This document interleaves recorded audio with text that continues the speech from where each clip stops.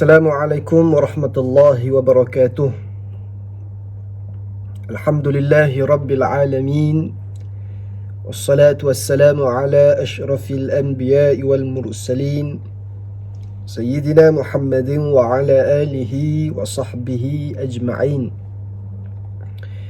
Tuan-tuan muslimin muslimat, para pendengar yang dikasihi oleh Allah Subhanahu wa taala sekalian, alhamdulillah, kita bersyukur kepada Allah Subhanahu wa taala kerana hari ini kita masih lagi diberikan kesempatan untuk meneruskan lagi siri Al-Quran Sahabatku ini.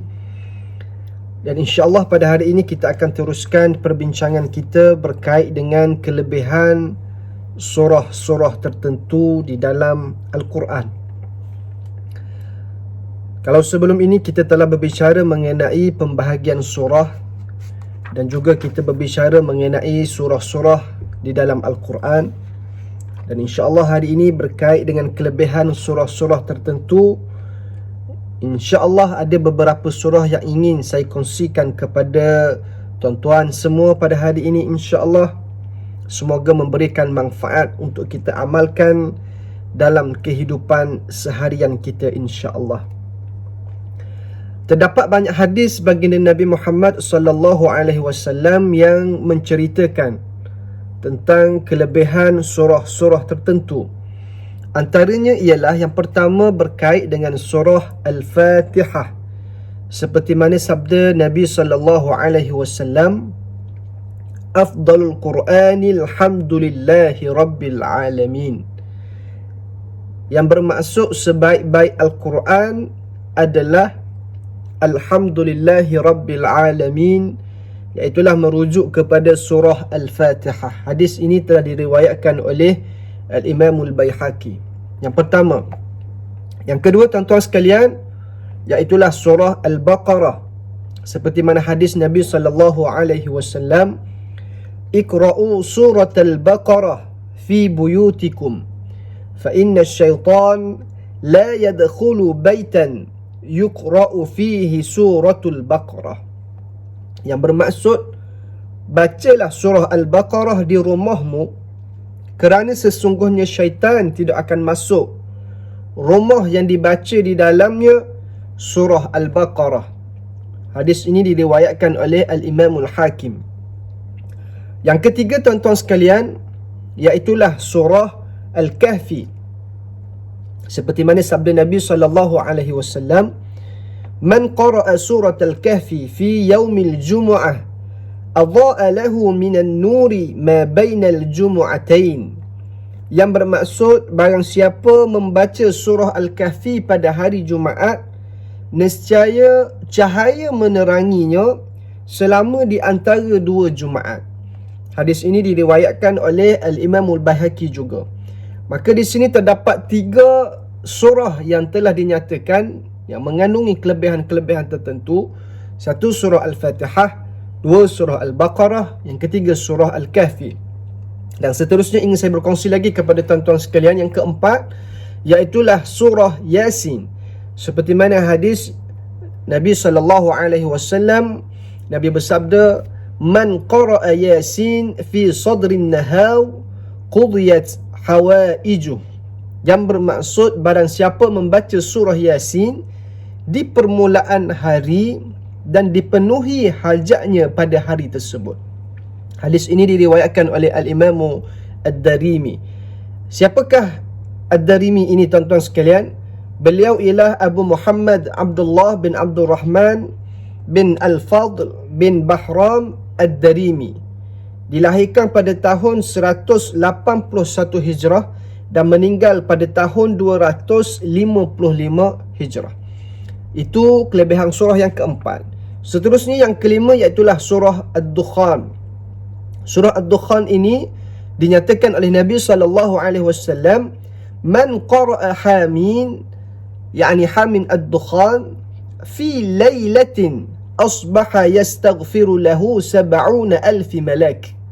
Yang bermaksud, siapa yang membaca surah Ad-Dukhan di waktu malam, maka meminta ampun baginya 70,000 para malaikat di waktu pagi. Hadis ini diriwayatkan oleh Al-Imam Tirmizi. Yang keenam tuan-tuan sekalian, iaitulah kelebihan surah Al-Mulk.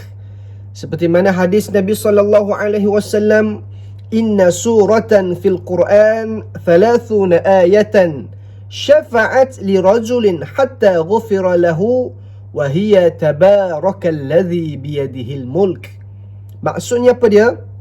Sesungguhnya dalam Al-Quran adanya satu surah yang mempunyai 30 ayat yang memberikan syafaat kepada seorang lelaki sehingga ia diberikan keampunan, iaitulah tabarakalladzi biyadihil mulk, merujuk kepada surah Al-Mulk. Hadis ini diriwayatkan oleh Al-Imam An-Nasa'i. Siapakah Al-Imam An-Nasa'i rahimahullahu ta'ala ini tuan-tuan sekalian? Beliau ialah Abu Abdurrahman Ahmad bin Ali bin Shu'aib bin Ali An-Nasa'i, dilahirkan pada tahun 215 Hijrah dan meninggal pada tahun 303 Hijrah. Dan seterusnya tuan-tuan muslimin muslimat yang dikasihi oleh Allah Ta'ala sekalian, yang ketujuh kelebihan surah iaitulah surah Al-Kafirun. Seperti mana sabda Nabi sallallahu alaihi wasallam, "Idza akhadta marja'aka min al-laili faqra qul ya ayyuhal kafirun thumma nam ala khatimatiha fa innahu bara'atun minasy-syirk." Maksudnya apa dia? Apabila kamu nak tidur di waktu malam, maka hendaklah kamu membaca qul ya ayyuhal kafirun, satu surah. Kemudian tidurlah bila selesai membacanya, kerana ia adalah pembebasan daripada syirik kepada Allah Subhanahu wa taala. Surah ini merupakan satu surah pembebasan diri kita daripada melakukan syirik kepada Allah Subhanahu wa taala. Dan hadis ini hadis yang diriwayatkan oleh Al-Imam Tirmizi juga. Dan seterusnya terakhir tuan-tuan para pendengar muslimin muslimat, iaitulah surah Al-Ikhlas. Seperti mana hadis Nabi SAW, "Man qara'a qul huwallahu ahad faka'annama qara'a thuluthal Quran."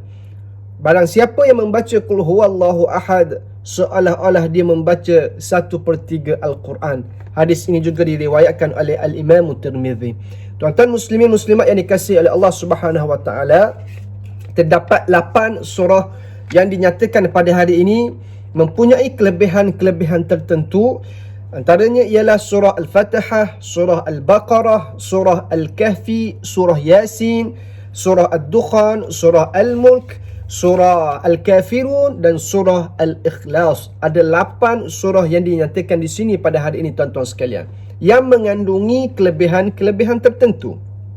Apapun yang ingin juga saya ingatkan kepada para pendengar tuan-tuan sekalian, walaupun hari ini kita mendengar beberapa surah ini mempunyai kelebihan-kelebihan tertentu yang boleh kita amalkan dalam kehidupan seharian kita, jangan kita lupa juga untuk membaca Al-Quran secara keseluruhannya.